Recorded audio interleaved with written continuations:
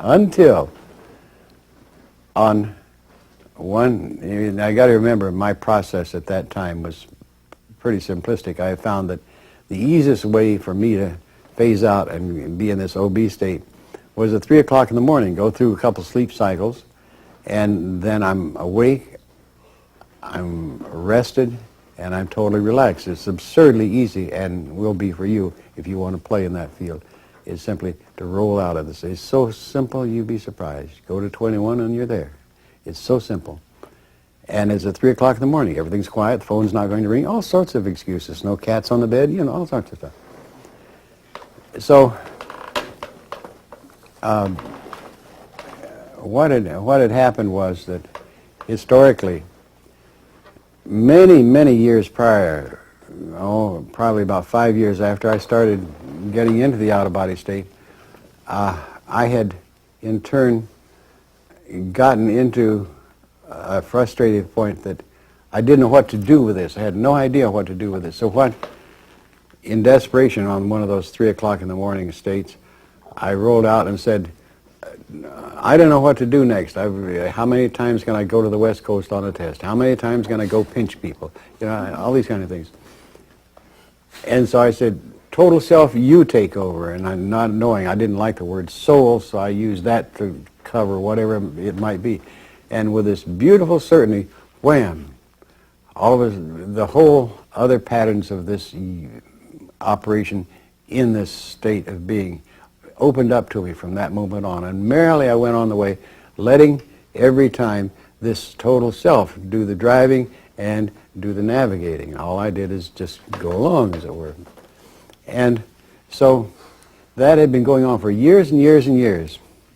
So back up to recent time, one particular meeting with this inspect, and we are having a normal conversation, a normal communication, as it were, and all of a sudden she said, I'm sorry, Mr. Monroe, but this is our last meeting. And I got this great shock. What?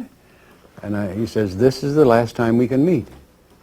And I said, well, what did I do? Did I do something wrong? No, he said, you are just moving in a direction that you need to move, and this will not serve that purpose.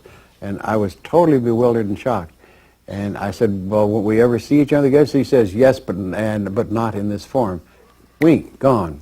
Winked out, and he was disappeared. And talk about shock. I thought, what had I done wrong? What was happening? So she had said one small thing in a previous, that the basics were important, and that was the phrase, basics were important. And in thinking days and months after this cutoff, what it was, I remembered the phrase, and I thought, basics, what basic thing had I missed? What basics? And in going around the circle, then suddenly this big aha opened up, and it took a long time to get to it, and that was about 4 years ago. This big aha, and I said, you know, I have been riding around in this total self vehicle all these years, and I've never looked under the hood. You understand what I mean? I don't know who's doing the driving. I don't know who's doing the navigating. And I've been happily doing it. So I decided to do that, is to look under the hood of this I. And I give this to you tonight because I think it's so important. May I drink my coffee?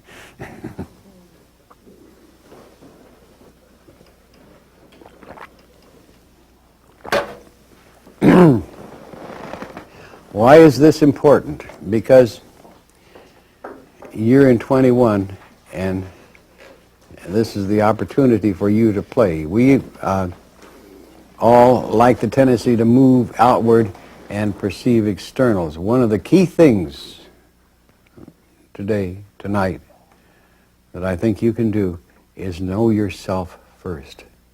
Because that's what I had to do in going back and looking under the hood, as it were, of what I am.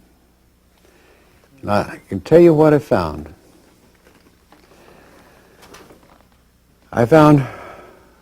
first of all, instead of in 21 enrolling this way, and put it in, it's a crude way, but it's the best I can do.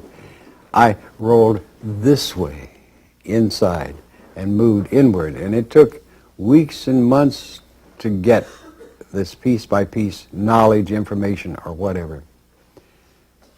But what I began to find, first of all, was a catalog being continually updated on every possible part of me, of my experience, my emotions, my activities, whatever. It was a memory bank, if you want to put it that way, a life history recording of me. And you could go up and down that whole life history and back to when you were a 2-year-old, and the stupid things that you had curiousness of. And I can give you a little, I have to be intimate with you because I can't do it any other way. For example, I had always wondered why I was hiding in the bushes as about a 2-year-old or 3-year-old at my grandmother's house. So I went down the line to find out what really happened, and it was very amusing. I didn't want to go in the house because I had a faces in my pants. Stupid, but it's these kinds of things you can find out about yourself up and down that thing, and you can find all the stupid things and all the brilliant things you did in your life up to date. And there it is, and it's constantly being added to. It's as if, another way of putting it is it is as if we are all operating a computer workstation here, if you can think of it that way. And that's a mainframe, and you're feeding the mainframe with all this data, and you're offloading it over here into what might be called short-term memory or whatever, but that's all the permanent feed up there. And it's all, anything that you know or think you are or hide from is all there. It's all open, but it's you look at it, it's so clean and so beautifully organized that it's fun to get to know the real parts of you by hitting that mainframe that is a part of that whole thing of you. This is all you. This is the points. Not anywhere else, not in some wild universe. This is you. Moving inward to that, there was another layer, which is a busy place, as it were, and I watched it with great amusement, that it is an emotional layer. And this is a layer of all the emotions you're constantly accumulating, and there's a mechanism that's shoveling them off somewhere, like this, joink, joink, joink. It's like a conveyor belt that's throwing it out this way while your life is dumping it in here. It's very interesting. And I found out later, of course, that's the way it looks, but it's actually sorting it out and classifying the different types of emotion. So then moving, and it took a long time to get past these fascinating things. And then there is this intellectual level, layer, and getting into that, and that was a lot of familiar things, but there again, it was knowledge that I had no knowledge I had that information, which is fascinating. And totally, and I spent weeks and months in there. It's, again, like a system of cataloging.